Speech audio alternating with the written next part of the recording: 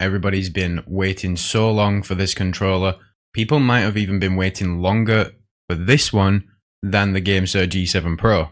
This one's from GuliKit. This is their TT Max controller. There's two controllers that are releasing, the TT Max and the TT Pro, and I'm going to tell you all about them and let you know my thoughts on these controllers, whether it's worth picking one up, whether it's worth swapping out the controller you're using now for one of these. Just a quick rundown. This is a primarily PC controller. Definitely think PC players are going to be the primary customer for these controllers. So we'll just go through an unboxing with the GuliKit TT Max. We've got the package here, and this is what you're going to receive. And then there's some specs and stuff on the back. So we've got that 2 millisecond latency, 1000 hertz on a wired connection, 730 hertz on a wireless connection, supports switch and switch to wake up, adjustable D-pad, 8-way or 4-way, motion controls, 720-degree NC55 joysticks, TMR, 4000 on the resolution. Got the smart triggers, so the instant clicky triggers. I'll show you those later in the video. 4 detachable rear paddles. You can adjust the sensitivity and the dead zones of the joysticks as well. We've got rapid fire, Hall effect triggers. Not much else on the box. So let's take a look inside. And in this corner here, we actually have the Hyperlink Gen 2 wireless controller adapter. So this is how you're going to get an ultra fast, low latency connection to your PC. We'll take a quick look at that actually while I've got the box in my hand. And there you have it. So you can attach this thing to a keyring, which is definitely something you don't see on really any other controller. And then you've got the pair button on the side there. Just before we get to the controller, let me show you this little box here. So this is a box of goodies. But yeah, in here, you are going to get some extra buttons. You're also going to get the adjustable tension tool for the joysticks. You're also going to get your 4 paddles, and then you're going to get this little tool here. And this tool here is simply for removing the ABXY buttons. So you'll just go ahead and pull them out like that. And just in case you're wondering why you'd want to do that, is because if you are using this with your Nintendo Switch, we do have a set of buttons in here, which is actually the Switch layout. Actually, it looks like the controller comes with the Switch layout already on. So it's just to swap around the A, B, X, and Y, so that Y is here and A is there. And then, of course, you've got the paddles there. I'll go ahead and show you in a minute how to put those on. But yeah, that's what we get in that little box there. Then when we pull out the controller, it's in this hard carry case, and we just flip it open, and there we have the controller. And as you can see, we've got the Switch layout on by default on this one. So this is probably how you're going to receive it. So if you do want to use it on PC instead, you might want to swap those around. It's entirely up to you. And then when we pull the controller out, that's the back of it there. And then in this carry case, we've also got a D-pad. So there's 2 types of D-pads that you can put on this controller. So this is the default one, and I quite like the default one that comes on the controller. But just to pop that off, and then we can put on this other type as well. So you've just got to line the notch up here. And then you can go for that D-pad instead. If you like to feel the horizontal and vertical inputs a little bit more, then that might be one that you quite like to use. Also inside the box, a couple of extra things. The cable is quite an interesting one actually. It's not one that I've ever seen come with any controller. I mean, I haven't reviewed every controller on the planet, but I've reviewed a lot. I've never actually seen this before. So this is actually a flat cable. So rather than being just a typical cable, it's flat. And the benefit to this is it makes it super flexible. Have you ever had your controller plugged in and you just feel like the cable is just a little bit too stiff or getting in the way? This flat cable is honestly such an improvement, especially for wired gaming. And I don't think I'll ever use a standard cable ever again. I think I'll always use these flat cables because it's just so much nicer, especially when you do game on a wired connection like most of the time like me. And then in the bottom, we have our extra joystick caps, just like what comes with the NC55 kit. And so we've got 3 different heights. We've got default, which is already on the controller. And then we've got a slightly taller one, and then an even taller one than that. And the tallest option here is probably about the same as what you'll get on the Elite Series 2, just to put that into perspective for you and give you an idea of how tall that really is. But then you have got that midway, which I really do like. That's definitely my preferred option. And we do get a GuliKit sticker. This is just a little showcase of other GuliKit products. So the TMR joysticks, the mechanical buttons, the other controllers, the Nintendo Switch accessories, lots of good stuff. Go check them out. And then there's the user manual in the bottom there, which is going to tell you how to set up the controller and configure everything exactly how you want it to be. Now, usually when controllers come out, they're either a Xbox style controller. In fact, 90% of them are. We don't actually really see any PlayStation style controllers other than the official Sony ones. But yeah, if you take a look at this thing, you'll assume that it's a PlayStation style controller with those symmetrical joysticks, but don't get ahead of yourself because that's actually not really the case. Here we have my DualSense Edge, and side by side, yes, they do look a little bit similar. And they're kind of a blend between a PlayStation controller and an Xbox controller. So we have got A, B, X, and Y on the face buttons there. But when you do hold this controller, it kind of feels like an Xbox controller, but stretched out. So these symmetrical joysticks, because they are in line with each other, they actually need to be further spaced apart because otherwise your thumbs would end up just hitting each other. But the actual ergonomics of the sides of the controller, so the handles and the triggers and everything like that, actually feels Xboxy, but your hands are just further apart. The triggers and bumpers are very Xboxy as well. So pretty much the only thing about this controller that is like a DualSense is going to be that symmetrical joystick layout, which I think is perfect for somebody who's coming from a PlayStation controller. You're going to get this in the hand and the joysticks are where they need to be or where you're used to them being. And I think most players are going to like the ergonomics of this controller, going to find it very, very comfortable, more comfortable than the DualSense, even if you've been using it for a while. But also, if you're an Xbox player, do not be put off by this symmetrical joystick layout. The controller will feel very familiar to you.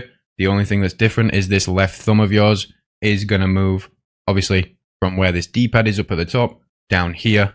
So Xbox players definitely should not be put off this controller at all. I think this is a great option for both ecosystems. Now, obviously, yeah, you're not going to be able to use this thing on your PlayStation 5 console or your Xbox console. It's going to be for PC, Nintendo Switch, and you can use it on smartphones such as iOS and Android as well.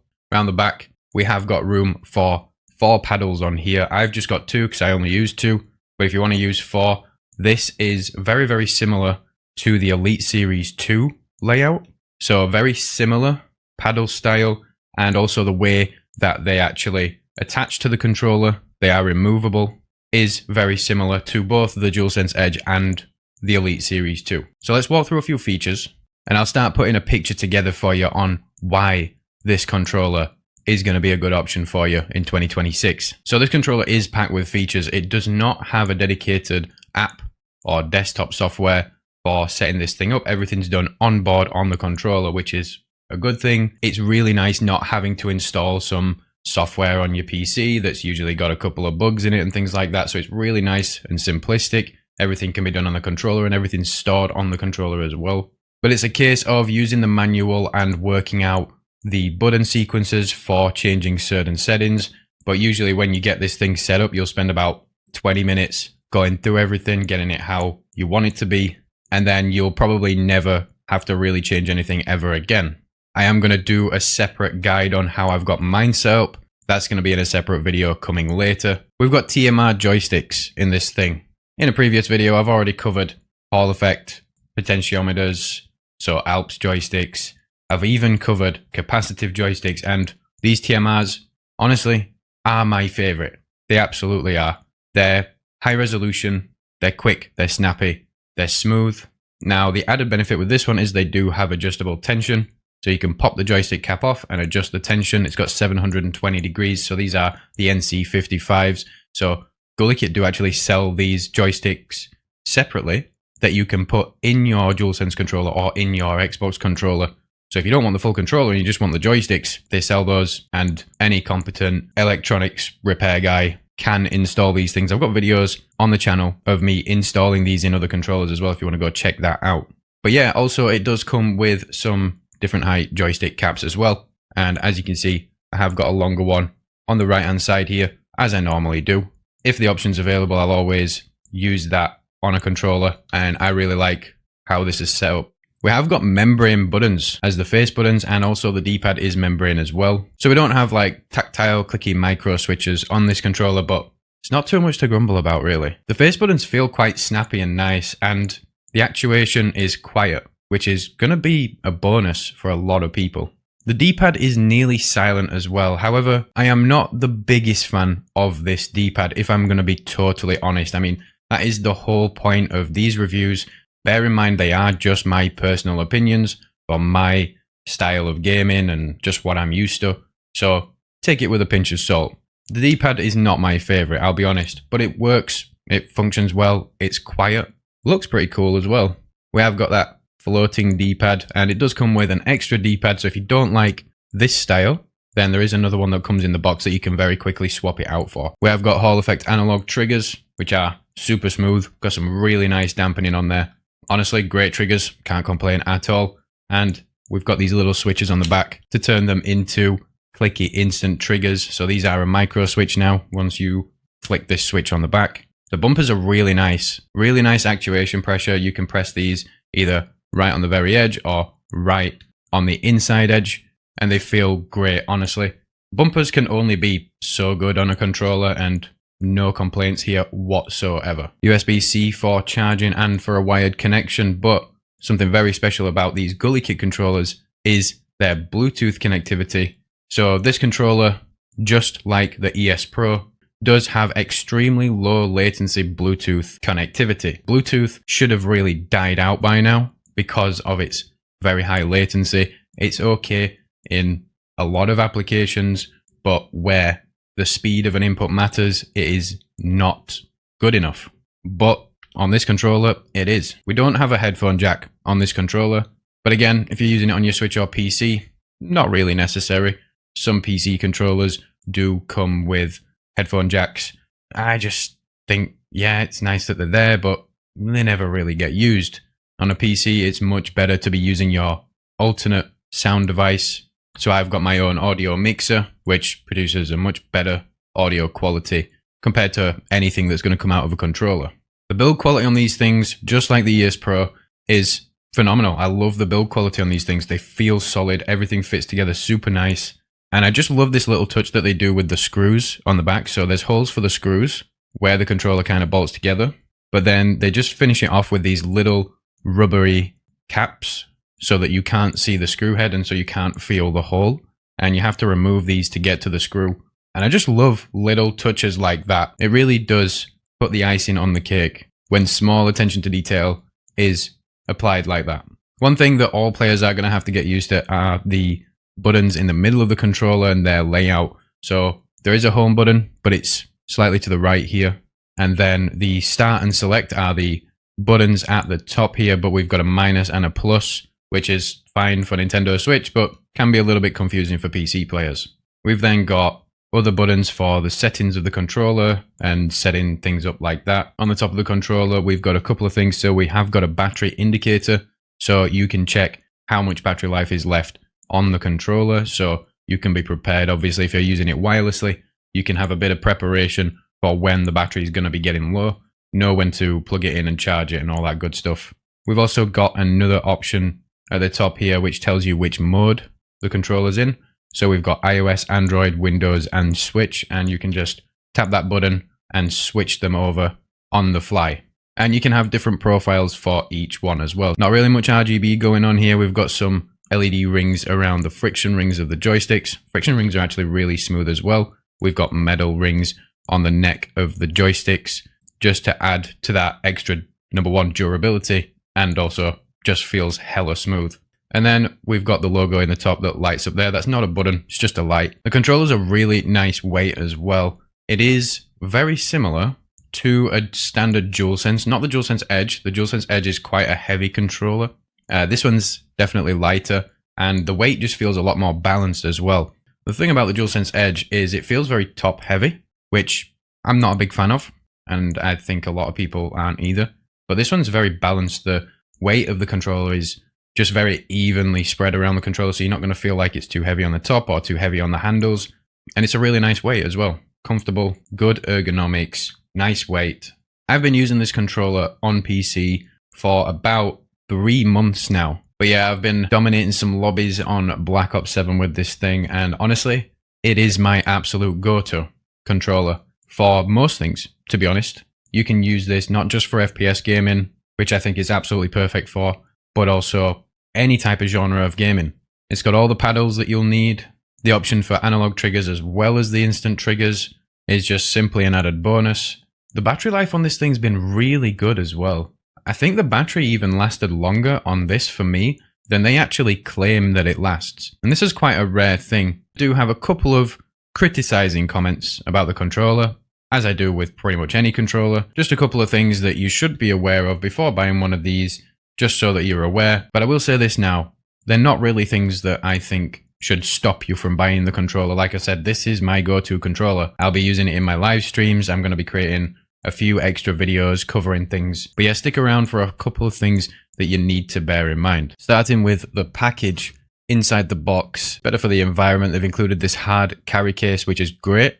And I think every controller brand should do this. And it comes with this extra D-pad in the bottom of it. However, I don't actually think this is useful. I think once you pick your favorite D-pad, you're going to just stick with it and not bother changing it again. So it would be nice if we could put something else in the carry case instead of just having this D-pad sat here. Also, when you do have the paddles on the controller, it doesn't matter whether you've got 2 or 4 or just 1. The controller no longer fits in the carry case, which is a bit of a shame. I would have really liked to set up the controller and then be able to keep putting it back in the case and closing it up. And this goes the same for the joysticks as well. So if you've got a taller joystick on there and no paddles, you'll still struggle to close this thing up, which is a real shame. And I've said all of this to GuliKit before releasing this video, and they've had very similar feedback. And I did understand that they can't really change this far into production. But yeah, I do think some very slight changes would have been very welcomed with this package. Also, additionally, when you are swapping the joysticks for different heights, other controllers like the DualSense Edge and the Elite Series 2 are a little bit better in this area because they're either magnetic or they have a clip like the DualSense Edge. The GuliKit ones, for the first couple of times that you take them on and off, can be a little bit stiff at first, and putting them back on can be a little bit tricky. You do have to set the controller back down on the desk nice and level and then push both sides of the joystick cap down nice and evenly. Otherwise it goes a bit lopsided and can be a bit trickier to get on there. Not a huge issue because once you do swap the caps over, you'll probably be leaving it alone, but just something worth mentioning. Once the caps are on there, they're nice and solid and don't move around, don't wiggle or anything like that. Again, these are very small things, just me being personally picky. If you want to go ahead and pick one of these controllers up, I'll include a link in the description. Huge thanks to GuliKit for sending this controller out. The controller was sent to me free of charge, but I'm not being paid to make this video. All opinions are my own. If you enjoyed the video, drop a like for me, hit subscribe, and I'll catch you in the next one. Ciao.